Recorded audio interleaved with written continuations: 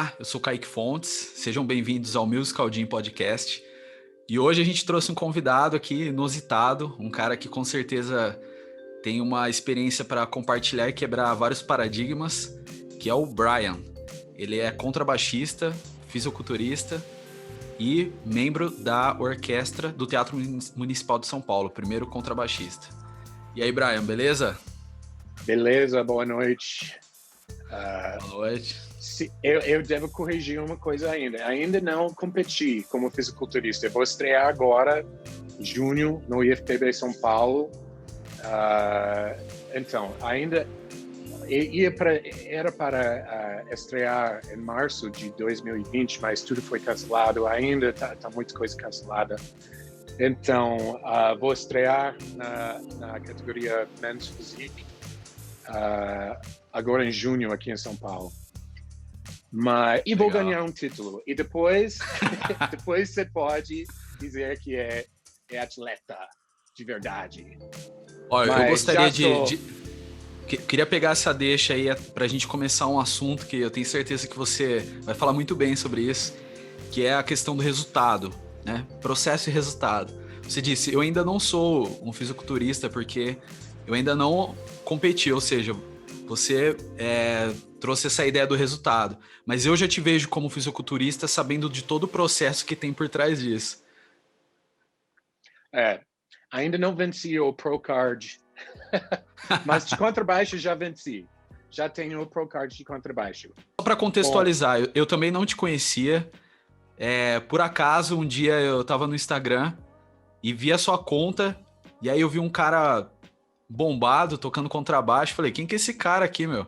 Fui pesquisar e aí falei, olha só, fazia tempo. Obviamente, eu tenho alguns amigos que treinam também, mas fazia muito tempo que eu tava procurando alguém da área da música, especificamente um músico de cordas, para poder dialogar sobre isso e alguém que tem essa vivência também. Então eu queria saber como que é a sua história, como é que você veio parar nessa situação? Então, a minha família, todo mundo ou era atleta. Meu pai, ele jogava basquete para um time conhecido nos Estados Unidos, chama o Maryland Terrapins.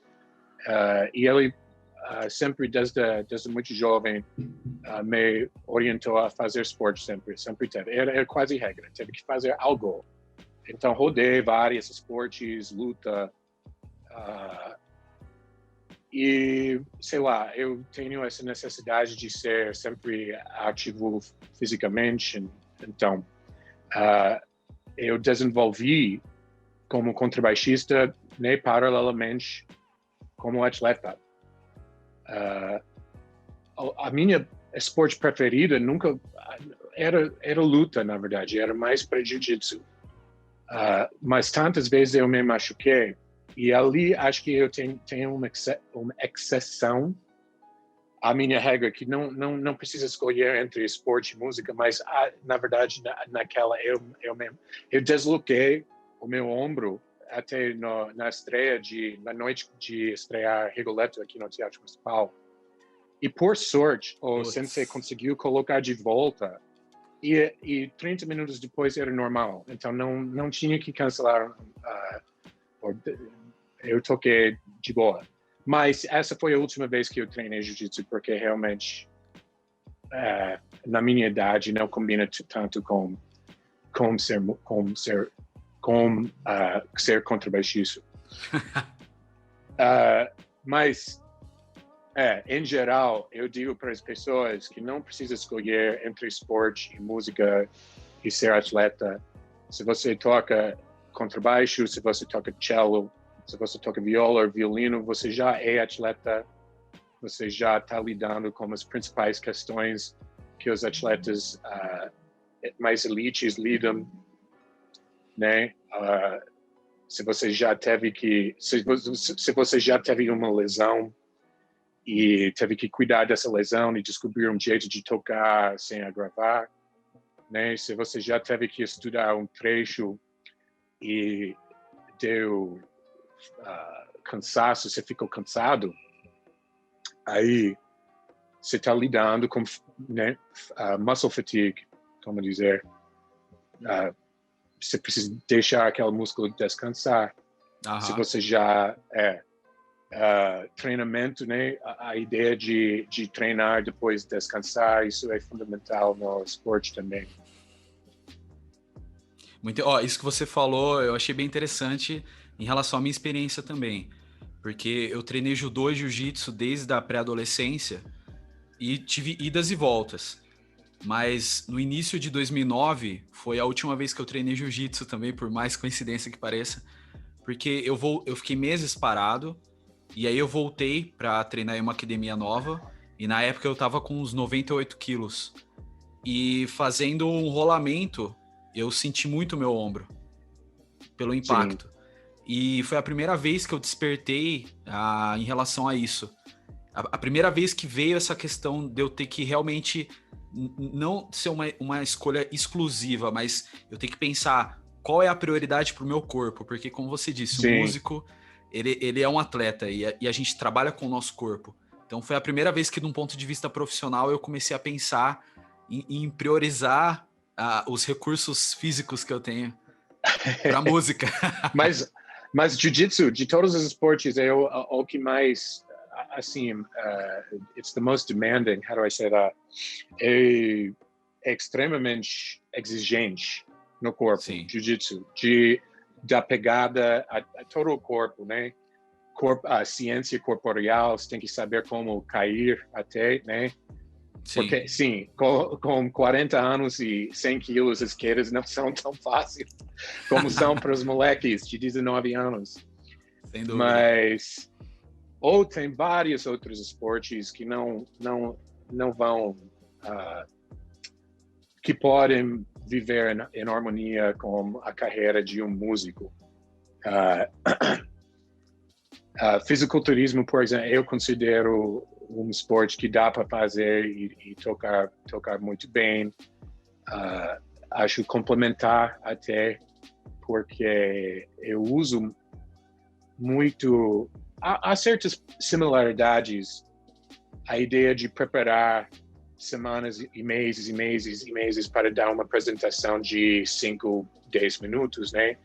Já é um paralelo bastante óbvio, mas sabendo como planejar seu tempo, né, na academia, treinando na academia, mas também tocando, tipo assim, eu vou tocar esse concerto dia 20 de março e não vou deixar até a semana antes para tentar encaixar tudo, né? É extremamente difícil e exigente. Então, já estou planejando, né, 2 horas aqui, 2 horas aqui, 3 horas aqui, tentando planejar meus gastos de energia e treinamento dos movimentos que vão ser, que eu vou precisar de executar. Mas, sim, o fisiculturismo eu acho bastante complementário. A ideia de poder identificar e isolar os movimentos musculares, né? Se você está tocando, a gente que toca contrabaixo, violoncelo, nós usamos bastante o deltoide anterior para levantar o arco. Não para pesar na corda. As pessoas pensam, ele tem deltoides fortes, então ele deve tocar super forte, mas na verdade, a A deltoide, isometria, né? ele tira o peso do arco da corda. Ele não...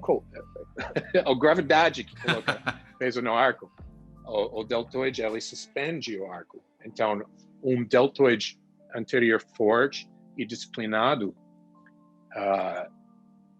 vai facilitar aquelas...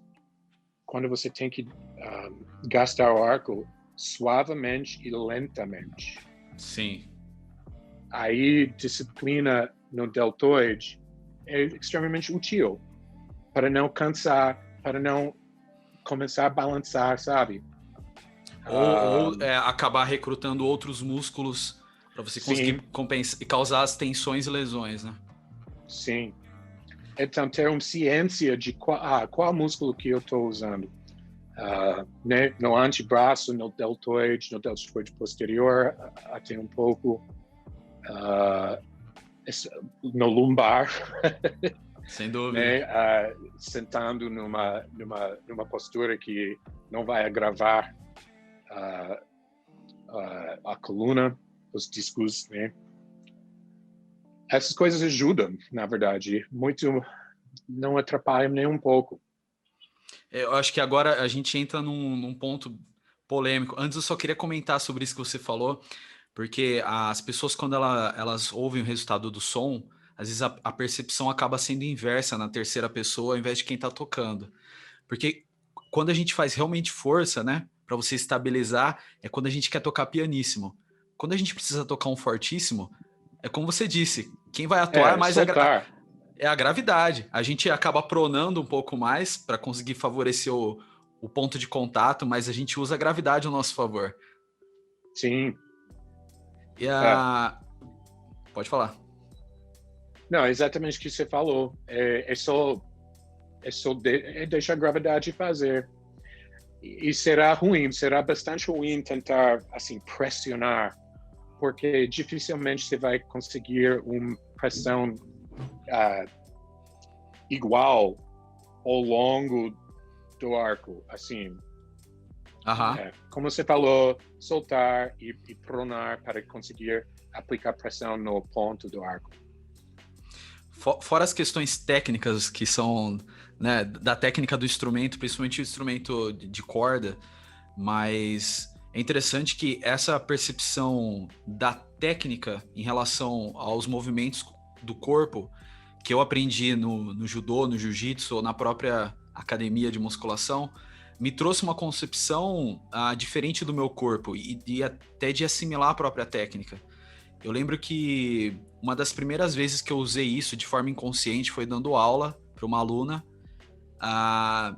e ela pensava que ela tinha que fazer muita força com a mão esquerda. E aí eu expliquei para ela sobre os músculos extensores e flexores, que até então, mesmo da forma com que eu havia sido educado dentro da música, isso não é falado dessa forma, né? A gente fala abre e fecha, mas não existe uma consciência biomecânica disso. E eu expliquei para ela, eu falei, olha, estica a sua mão o mais forte que você puder, até doer mesmo. E aí desliga ela subitamente. E aí eu perguntei para ela, o que acontece? Ela falou, a minha mão fecha. Eu falei, pois é, a gente não precisa pensar para fechar a mão. Esse é um movimento involuntário. Então isso já prova que a gente está pronto para tocar de forma relaxada. Uhum. E eu apliquei isso de forma inconsciente em uma aula, mas depois eu parei para pensar nisso de um ponto de vista do corpo todo, mesmo no violoncelo. Então o estudo do violoncelo para mim sempre foi uma pesquisa, inclusive, além de uma pesquisa musical, mas uma pesquisa do meu próprio corpo. Total. Como que é para você isso no contrabaixo? Você sempre assimilou a técnica dessa forma e até ao ponto de você chegar de ter as ideias musicais e trazer isso para o instrumento. Isso te ajuda a ter consciência do seu corpo? Sim, sem dúvida. No contrabaixo, como todos sabem, o instrumento é enorme e é bastante difícil manter controle sobre o instrumento em todas as regiões dela. Porque a gente toca na orquestra, a gente toca sempre grave, e ele exige uma certa postura e uma certa combinação de peso e velocidade do arco, que é bastante diferente do que quando você está tocando muito alto nas obras solísticas, que ficam sempre lá em cima, até um pouco ridículo de ouvir. Mas é um outro setup, Sim. uma outra postura, um outro lugar onde o arco entra em contato com a corda, e são diferentes as exigências físicas. Então, sim, a ciência corporeal que eu desenvolvi mais para fisiculturismo ou mais para esporte do que para música, eu uso bastante música. Especialmente agora que eu estou ficando mais velho e eu preciso conferir que o jeito que eu estou tocando é sustentável, né, ao longo dos próximos 10, 20 anos. Então, eu gasto bastante, eu penso bastante pensando assim, dá para fazer a mesma coisa com gastando menos energia? Dá para fazer o mesmo som, executar essa passagem sem tanto esforço, né? Tentando minimizar as emoções, especialmente quando há mudanças enormes. Né? Dá para fazer a mesma coisa com menos arco? Dá para fazer assim, já que as mudanças e os movimentos no contrabaixo já são, por sua natureza, tão grande, eu tento fazer o menor que eu consigo fazer para conseguir o resultado que eu quero. Pensando em economizar força, economizar energia e tocar numa maneira que, assim, é sustentável. Né? Agora, com 39, precisa chegar para aposentar, ainda tem mais uns anos que eu preciso sobreviver a essa carreira. Então, O violoncelista Rostropovich foi um grande violoncelista e tem um masterclass dele que ele diz assim, eu vou parafrasear ele, né? Mas ele diz que na técnica do violoncelo mais sobra do que falta. Mais sobra força, mais sobra esforço. A gente saber dosar as coisas e economizar, né? Fazer uma economia dos recursos de forma inteligente, trazer a técnica inteligente, é um grande desafio mesmo, né? E isso que você sim. falou sobre as posições graves, a gente passa por isso no violoncelo também. E até do ponto de vista pedagógico, as metodologias mais de vanguarda, agora como o Suzuki e o que vem se desdobrando da técnica do Starker, por exemplo, traz essa ideia do aluno ter o primeiro contato com o instrumento e já fazer exercício de viajar por todo o braço do instrumento com a mão esquerda. Ou seja, você não vai ficar um ano tocando só na primeira posição para depois você começar a aprender posições mais agudas, mas você ainda continua com essa percepção. Então, sim. Você desde o início, embora você não faça música nas regiões agudas, mas você tem esse contato ergonômico, né, com o movimento. Sim. Interessante. Talvez é a mesma coisa no cello também, mas eu acho que uma das posições mais não natural, desnatural, é a primeira posição. É a primeira posição, sem e dúvida. é o mais assim, não tem nada natural sobre essa postura aqui. E, na verdade, já quarta, quinta posição já é natural. Já é mais relaxado. É bem mais natural. Então, tem acho que ele morreu agora, mas François Rabat era um grande contrabaixista e professor. E ele começava as pessoas no harmônico da octava, sabe? Onde Sim. você entra em posição no meio da corda. No meio da corda, porque lá é o mais ergonômico. Natural. E aí, de lá descer ou subir, mas, primeira posição, é o mais desnatural. Falei certo, como você falaria? Não a natural. gente pode... antinatural, ou uma coisa artificial, né? Tá. Mas eu queria saber agora, obviamente, eu treino já faz uns 10 anos já, mas você é um cara que tem muito mais bagagem, até dá para perceber no seu próprio corpo. Como que funciona para você essa questão das lesões? De você treinar e, consequentemente, ter que estudar no outro dia? Então, com sorte, eu tenho todas as minhas lesões sob controle agora. Eu já tive lesão aqui no deltoide anterior, no joelho e no lumbar. O pior era o lumbar. Imagino. Mas eu gastei bastante tempo pensando sobre a maneira que eu sento quando eu toco contrabaixo. Eu passei bastante tempo tocando a pé para evitar sentar. Mas a principal coisa que eu fiz era redobrar no fortalecimento dos músculos do abdominal e do lumbar para fortalecer o tecido por volta da coluna, porque acho que deve fazer uns 15 anos agora que sofri uma hérnia de disco, que não é o mais, assim, não é muito grande, mas, assim, quando esse disco que está saindo, ele pode apertar no nervo ciático, e se isso acontece, é muito difícil fazer qualquer coisa. Assim, é muito difícil sair da cama, é muito difícil. Sim. Tocar contra baixo será bastante difícil mesmo. Na verdade, a única vez que eu entreguei um atestado no municipal era por causa eu estava em crise de nervo ciático.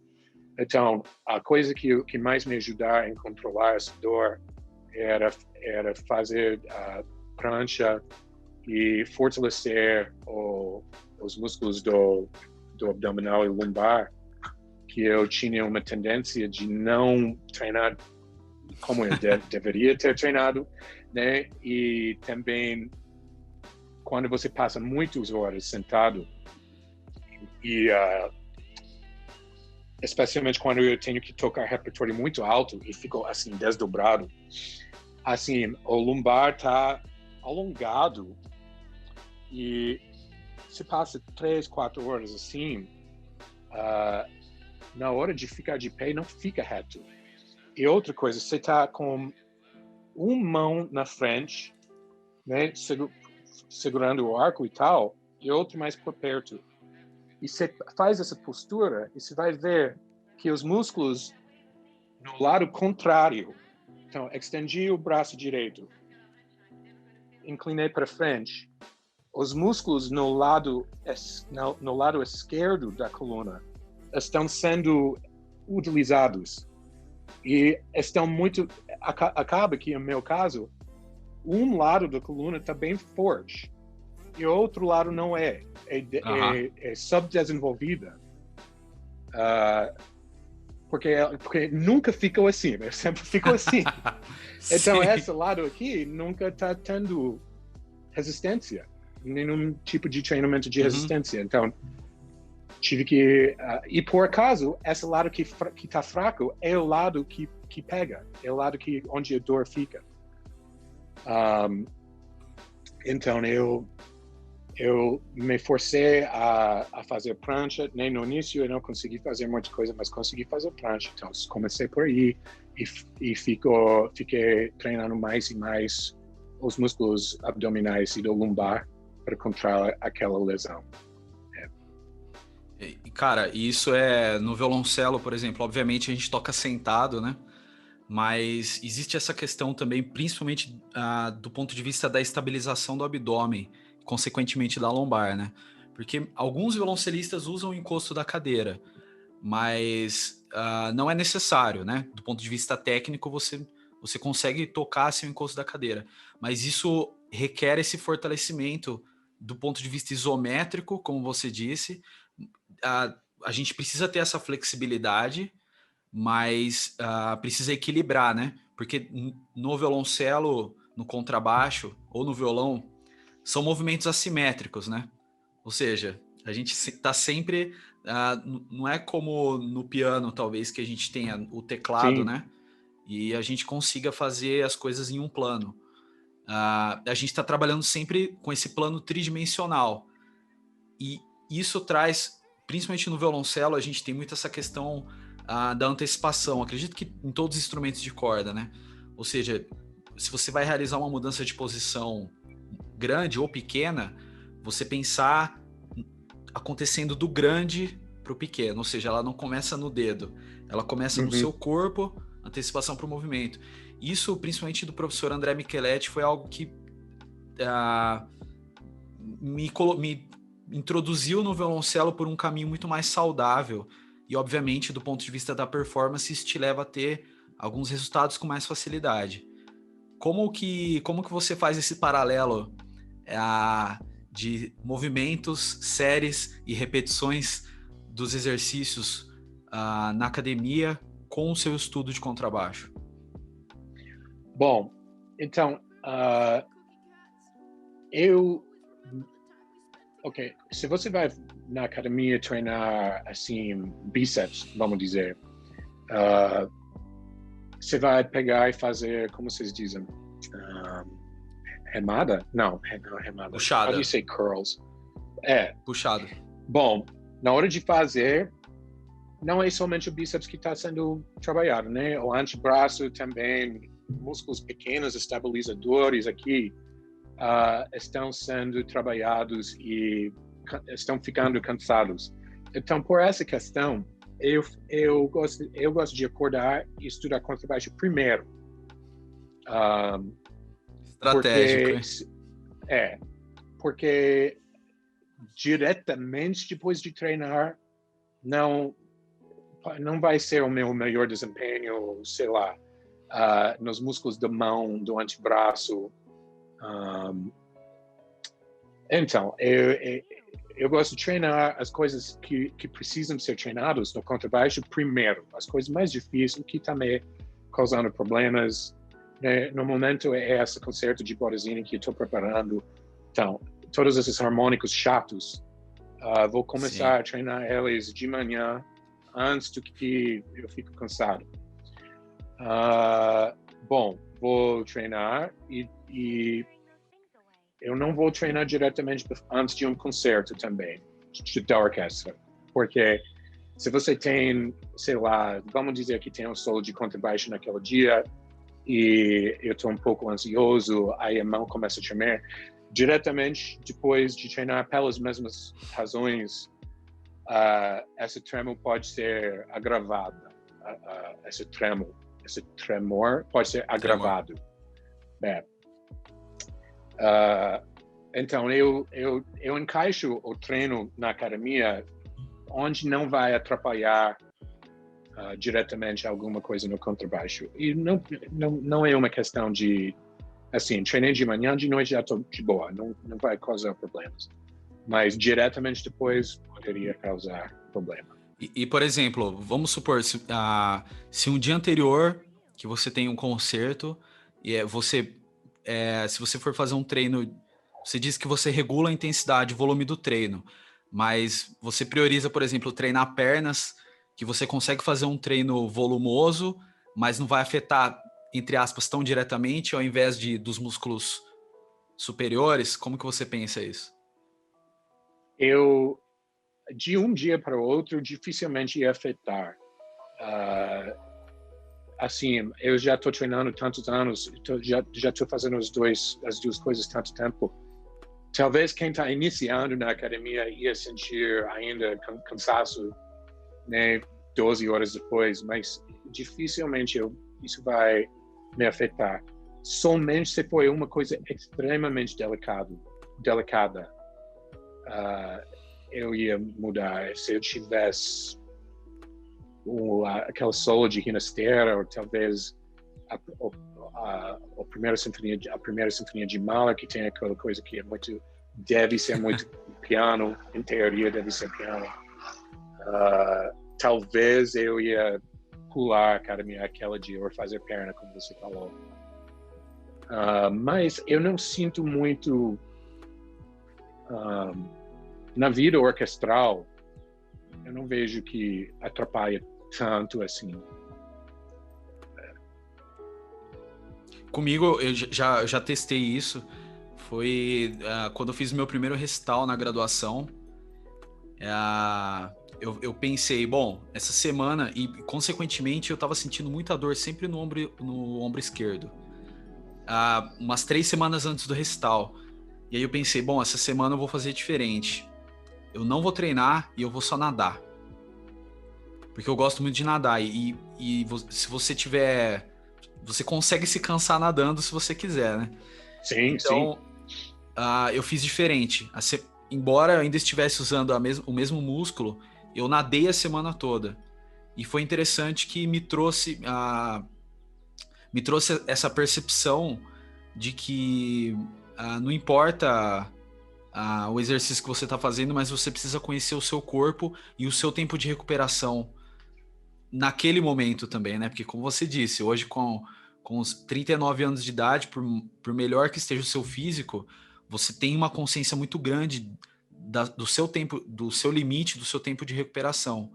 Então foi a Sim. primeira vez que eu comecei a pensar realmente nisso, de aprender a conhecer o tempo de recuperação do meu corpo, mesmo já sendo um cara treinado, porque como você disse, uma pessoa que está iniciando, porque assim, Brian, no caso, nós dois somos pessoas que já treinamos há anos, mas existem muitos músicos que fazem o contrário, ou seja, são pessoas que são músicos a vida toda e aí decidem começar a treinar. Sim. E como que você vê essa questão aí? Que eu acredito que seja a maioria das pessoas passam por isso, né? Sim. Bom, o corpo humano, ele vai adaptar ao estímulo que ele recebe. E não é um processo que ocorre em questões de dias, é questões de semanas, meses e anos. Então, uma pessoa, um contrabaixista agora que tá tocando, né, bastante tempo, agora ele quer começar a treinar na academia. Bom, ou ele quer fazer jiu-jitsu. No início, vai dar um choque, sim, vai dar um choque. Ele vai sentir dor, ele vai sentir como ele vai aclimando. Ele vai, né, são milhares de músculos no corpo humano, né? A gente sabe os nomes de uns 20, mas são, né, a cada dedo deve ter Sim. vários No rosto, músculos, né? Então, todos esses músculos pequenos, que a gente não sabe o nome deles, eles vão estar totalmente confundidos. O que está acontecendo, né? Isso nunca aconteceu antes. E vai ficar bastante difícil tocar e treinar no início. Mas para quem quer continuar, esta fase passa. E depois, se você desiste um tempo e depois voltar, você vai ter que passar essa fase de novo. Como no instrumento, Mas, né? A gente fala, você tem que estar em forma no instrumento, justamente porque a gente está usando os mesmos músculos tanto para treinar quanto para tocar, né? sim. Isso é um outro paralelo, né? Eu sempre falo com a administração lá no trabalho que não dá para conceptualizar nosso trabalho como alguma coisa acadêmica ou alguma coisa acadêmica ou como uma coisa administrativa. A gente é atleta, né, de alta performance. Sem E dúvida. as condições têm que estar lá para a gente trabalhar. Tem que ter tempo adequado para estudar, tem que ter, né, as condições certas para desempenho. E é um investimento de anos, né? Como um sim, atleta, é um investimento de anos para a gente conseguir tocar, né, cara? sim. E é isso mesmo. Atleta de pequeno músculo. Atleta de pequeno músculo. É, Realmente. total. Bom, se a gente for fazer esse paralelo do músico que busca alta performance com o atleta, obviamente a gente vai lidar fazendo esse paralelo com a questão da disciplina, da organização, do planejamento, de você ter pessoas te auxiliando. Como que foi para você nesse seu tempo de treino? Você tem um personal? Você aprendeu com alguém? Como que são essas pessoas que te auxiliam? Não, mas eu sempre tive muitos amigos atletas e minha família. Eu tenho uma tia que compete em fisiculturismo e ela é personal e dona de uma academia e o marido Aqui no dela nunca Brasil? chegou a competir. Não, é lá nos Estados Unidos. Então, um certo nível de conhecimento dos principais, das fundamentais do esporte, eu já conheci. Mas eu li também uns livros no assunto e hoje em dia estou trabalhando com um coach, Alan Caetano, que tem vários atletas reconhecidos internacionalmente. E ele que cuida, ele que planeja, ele dá o feedback sobre o corpo, tá precisando melhorar o deltoide posterior, tá desproporcional. e ele indica os treinos e ele cuida da dieta. Então, ele manda o planejamento de dieta e, bom, então, eu vou competir dia, acho que 14 de junho. Ainda não são 12 semanas, mas começando 12 semanas antes, eu vou começar a entrar numa fase catabólica para perder gordura. Então, ele que cuida dessa visão do planejamento de longo prazo. Mas... Como que tá seu corpo hoje? Que altura e peso que você tem? Então, eu tenho 178 e de manhã em jejum devo estar com uns 97 quilos. E provavelmente por volta de 12 a 14% gordura corporal. E subindo no palco, eu queria estar 3% ou 4%. Então, vou subir... Bem seco.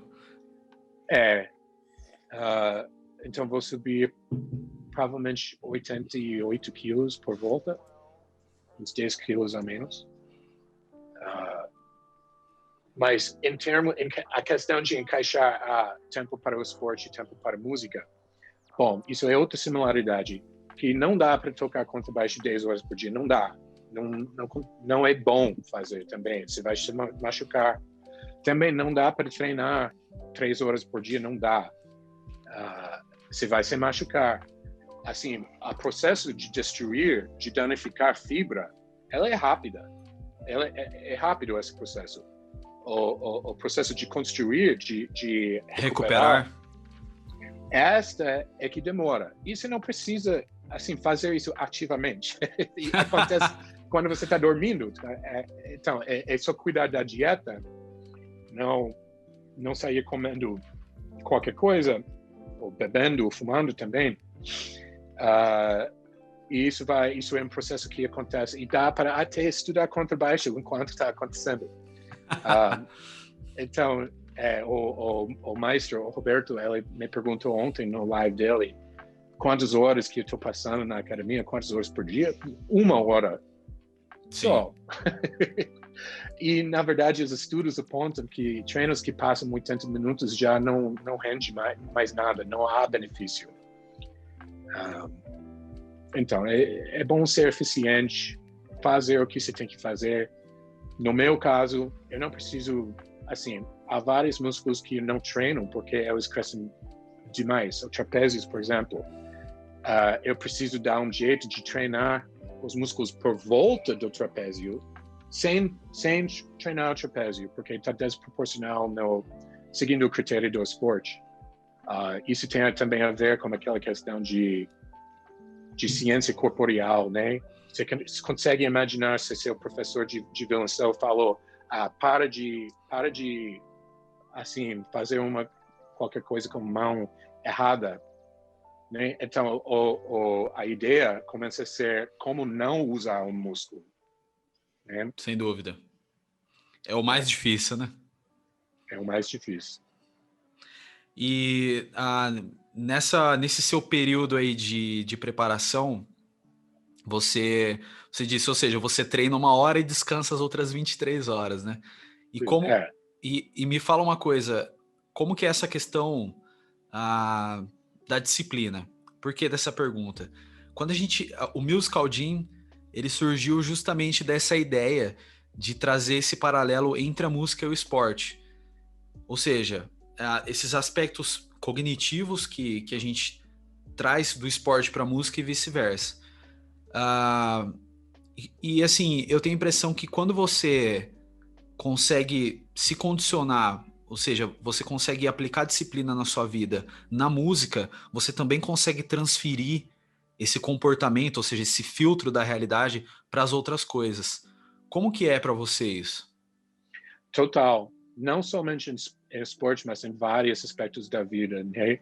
Todos nós começaram nosso instrumento ruim. Todo mundo começa ruim. Alguns até continuam. Alguns continuam.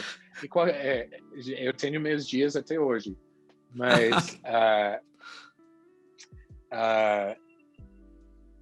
assim, eu lembro que uma vez eu pensei que era impossível. Nossa, eu olhei a partitura de tal concerto, vamos dizer, Kusevitsky concerto para contrabaixo, e não imaginei que eu ia conseguir tocar uma coisa dessa. Olhando a partitura já nem fez sentido para mim. E aí você vai iniciando, né? Ou melhor, tem certos etudes, que eu mando meus alunos tocaram, que eu não queria tocar de novo também. Você olha aquilo e pensa, nossa, mas como você faz? Você faz 1-2 horas por dia. E aí ela vai encaixando e né, umas semanas depois, ou uns meses, ou anos depois, você olha para trás e pensa, sim, 2 horas por dia, você consegue fazer muita coisa com 2 horas por dia, se você manter uma consistência e disciplina. Isso é verdade em música, isso é verdade no esporte, mas também deve ser verdade em muitos outros aspectos da vida. Se você fosse começar hoje aprendendo como fazer programação, você vai aprender uma linguagem Java ou Swift ou qualquer linguagem de code, né? Escrever software. Se você aplica 2 horas por dia estudando no YouTube, assim, eventualmente você vai estar capaz de escrever programas, né? Vai acontecer se você se dedica. Então, a disciplina que a música exige é diretamente aplicável em vários outros campos. Sem dúvida. Foi como você disse, né? Você postou um story hoje, achei bem interessante. Falando do músico, se você pensa que você é músico, principalmente de cordas, você pensa que você não é atleta, eu tenho uma má notícia para você, né? Total. Violino, viola, cello, contrabaixo, eles são instrumentos bastante difíceis, bastante exigentes no corpo. E eu acho que, assim, eu não sou um bom pianista, mas toco piano também. Mas não há comparação na dificuldade. Os instrumentos de cordas são eles exigem tanta coisa, controle sobre tantos detalhes, que, assim, é absolutamente, se você consegue desempenhar, é absolutamente atleta de alta performance, sem sombra de dúvida. Agora, eu tenho uma dúvida para a gente fazer um outro paralelo. Por exemplo, quando você inicia na vida profissional na música, existem outros fatores além da sua própria técnica que vão melhorar a sua performance, como você fazer um investimento em um instrumento profissional ou um jogo de cordas de alto nível, você ter um arco, você ter esse instrumento regulado com frequência por um luthier. E no fisiculturismo também, né? Você precisa de uma dieta, de suplementação. Como que você vê isso na sua vida hoje? Então, a suplementação, eu sou meio suspeito. Há certas coisas que são comprovadas, que tem estudos por trás que vale a pena, a creatina, por exemplo. Sim. Mas você vai no supermercado, ou quem me segue no Instagram sabe que eu sempre faço postagens ridicularizando as coisas que eu vejo, né, caríssimos produtos na loja de suplemento e tal, de super questionável eficácia. Eficácia, obrigado. Branched Chain Amino Acids, BCAA, por exemplo, está super na moda e a pessoa pagando uma fortuna. Sim. Mas quase todos esses aminoácidos são na comida que você já come. Só em casos extraordinários, se a pessoa é vegano, talvez ele teria alguma deficiência dessas coisas. Mas não, a principal aspecto é dieta. Até treino e dieta, as duas têm que acontecer, mas a dieta que vai mais fazer uma diferença no seu apresentação visual, com certeza. A dieta que vai decidir se você vai estar numa fase anabólica ou uma fase catabólica. E não há suplemento que vai alterar isso ou ter muito impacto sobre isso. Até o mais popular, o whey proteína. Bom, se você não consegue comer uma refeição sólida, é válido, porque aí você está mandando uma coisa por dentro, mas a refeição sólida os estudos mostram que é mais efetivo, que há um valor na nutrição de uma refeição valor biológico, sólida, né? Em contraste a uma refeição assim que você bebe. A taxa de absorção da nutriente é maior na refeição sólida. Então, é melhor não tomar o whey e chegar em casa e comer arroz com, assim, uma lata de atum, uma coisa dessa. Então, eu acho que há coisas que vale a pena investir. E não precisa ser necessariamente dinheiro, pode também ser tempo. Se você quer pegar um livro sobre nutrição, há várias que são muito bons. Ou, em meu caso, eu tenho um profissional que cuida da minha dieta. Sem dúvida. Dessa questão das exigências, né? Vamos pensar assim, que o ser humano tem quando ele busca alta performance. Como que é essa questão da competição para você? Ainda fazendo esse paralelo do músico com o atleta. Como que você vê essa questão da competição dentro da música, do ponto de vista o quanto isso é saudável, o quanto isso pode te ajudar a melhorar?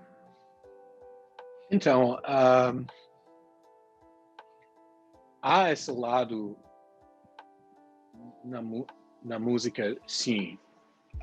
Principalmente quando você está na fase de fazer concursos, tentando assim estabelecer sua carreira em música, você vai estar avaliado ao lado de outros músicos. Então, existe uma competição natural.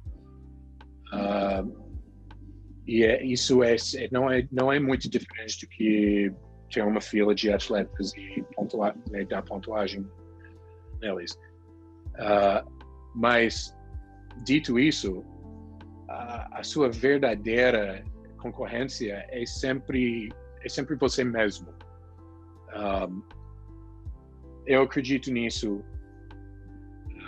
E se você consegue superar os desafios e você consegue alcançar os objetivos que você define para si, e se você consegue entregar a versão da sua apresentação que você queria entregar, é só uma questão de tempo, que eventualmente você vai encaixar num lugar ou outro.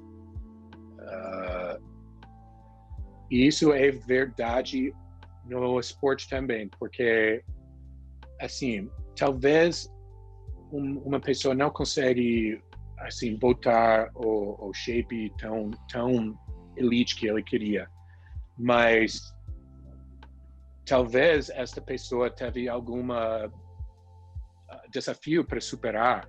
Ele sobreviveu, ele teve algum trauma, ele sobreviveu a alguma lesão. E ele começa a falar sobre essa coisa que ele superou. E só por isso, as pessoas podem admirar aquela superação do desafio próprio. E ele pode destacar, ele pode começar a ter um nome como atleta. Nossa, esse cara venceu, ele teve multiple sclerosis. I don't know how to say that in Portuguese. Mas vamos dizer que teve, ou alguma outra doença.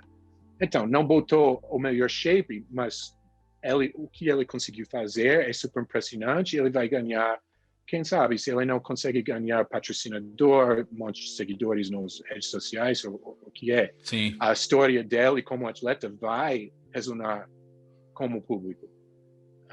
E a mesma coisa também você veja em música.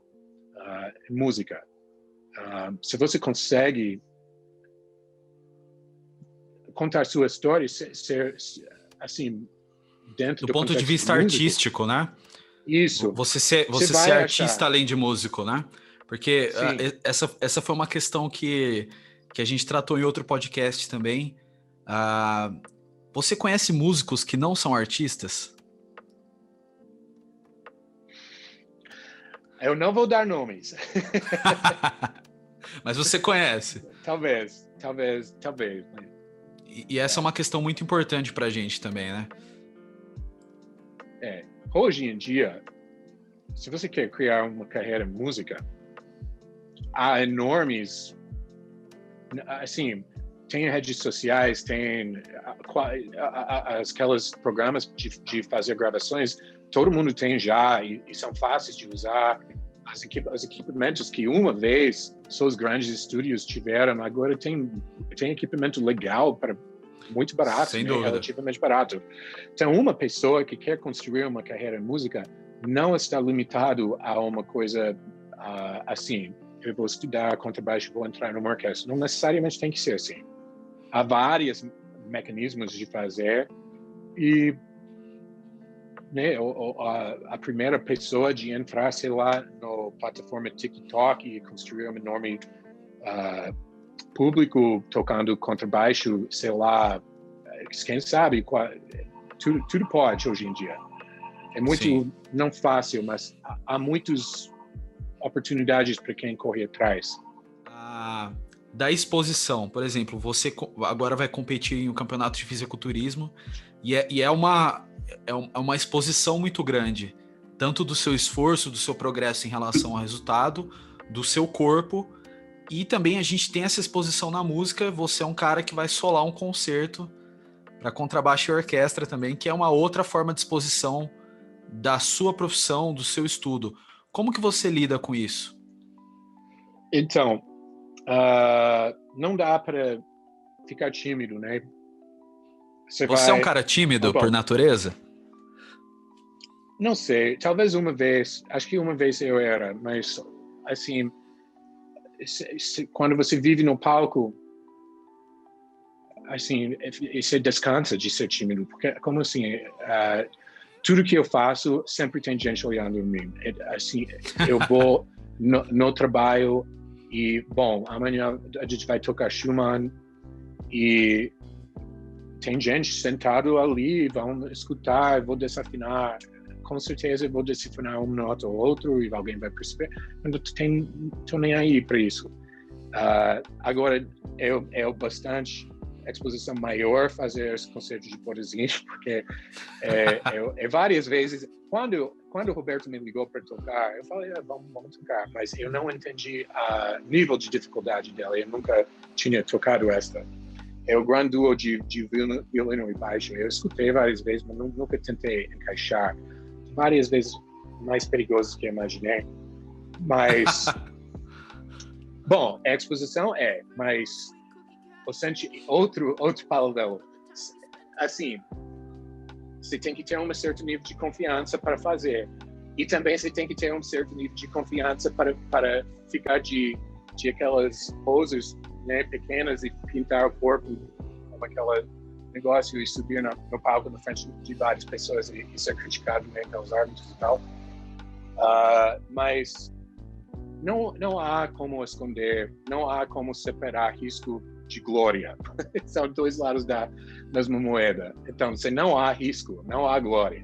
Se eu vou subir no palco do Teatro Municipal para tocar uma coisa fácil, bom, legalzinho, mas não vai dar aquela, assim, não vai ser tão impressionante como tocar uma coisa bem virtuosa mesmo. Então, você tem que entender o perigo e viver em paz com ele. Olha, eu acho que essa é uma reflexão perfeita para a gente fechar nosso podcast. Realmente. Bom, cara, foi um grande sensacional. prazer. Obrigado, viu, cara? Obrigado por ter aceito o convite, por ter disponibilizado esse tempo para compartilhar a sua experiência. Você que é um cara que eu sei que você tá ocupado, ainda mais nesse período aí com solo e competição. Mas eu tenho certeza que esse papo vai agregar e vai trazer uma reflexão para muitas pessoas. a coisa que eu mais queria que eles sabem é que não existe nada que impede uma pessoa praticar esporte e ser músico, tá? Tem como fazer os dois, tá? Beleza, então, Brian, muito obrigado. Obrigado eu.